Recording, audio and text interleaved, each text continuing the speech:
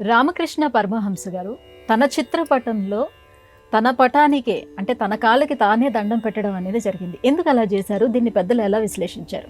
సాధారణంగా తనకు తానే తుమ్ముకొని చిరంజీవి అనుకుంటుంటారు కదా. ఆ, అంటే పక్కన ఎవరు లేనా?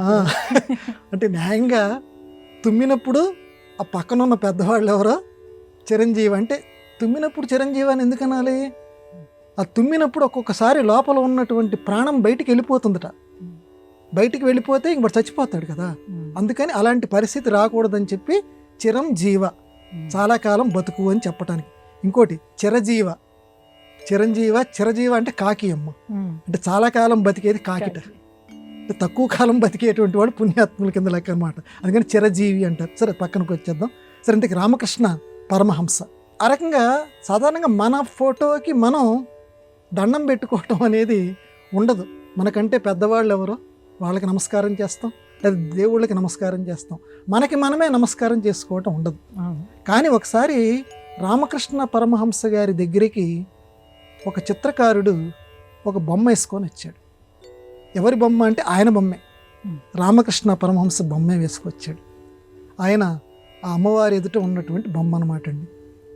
అక్కడ రామకృష్ణ పరమహంస ఆ బొమ్మని ఇలా చూస్తున్నాడు, తన బొమ్మని ఇలా చూస్తూ ఒక్కసారి ఆ పాదాలకి, రామకృష్ణ పరమహంస పాదాలకి నమస్కారం చేశాడు. ఇలా చూస్తున్నాడు. చూస్తున్న 1-2 నిమిషాల తర్వాత తన పాదాలకి తానే నమస్కారం చేశాడు. పక్కన ఉన్న ఆయన ఇంకా చుట్టూత జనాలు ఉన్నారు. చుట్టూత జనాలకి ఈయన రామకృష్ణ పరమహంస చిత్రాన్ని ఆయనకి ఇస్తున్నాడన్న విషయం తెలుసు. అప్పుడు వెంటనే కొంచెం ఇలాగా, స్వామి మీ చిత్రం, మీరు నమస్కారం అనేసరికి నవ్వారు రామకృష్ణ పరమహంస. సమాధి స్థితి నాయన. సమాధి స్థితి అంటే ఏంటి? తత్సర్వం ఏదైతే ఉన్నదో అదంతా కూడా నేనే. అంటే నాకు దానికి మధ్య సర్వం కల్విదం బ్రహ్మ, దానికి నాకు మధ్య తేడా లేదు. దానికి నాకు మధ్య తేడా లేదు కాబట్టి ఇదంతా బ్రహ్మమయమే. అంటే నేను బ్రహ్మాన్నే, నేను దేవుణ్ణే, అది దేవుడే. కాబట్టి దేవుడు ఎక్కడ కనిపించింది? అక్కడ రామకృష్ణ పరమహంస పాదాలు అని నాకేమి అక్కడ అనిపించలేదు.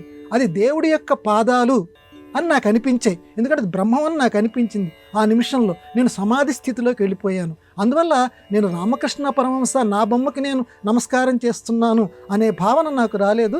దేవుడి పాదాలకు నమస్కారం చేస్తున్నాను అనే భావనతోటి నేను నమస్కారం చేశాను. ఇది విన్నటువంటి వాళ్ళకి ఏమిటో ఈయన ఇలా చెబుతున్నాడు అని అనిపిస్తుంది.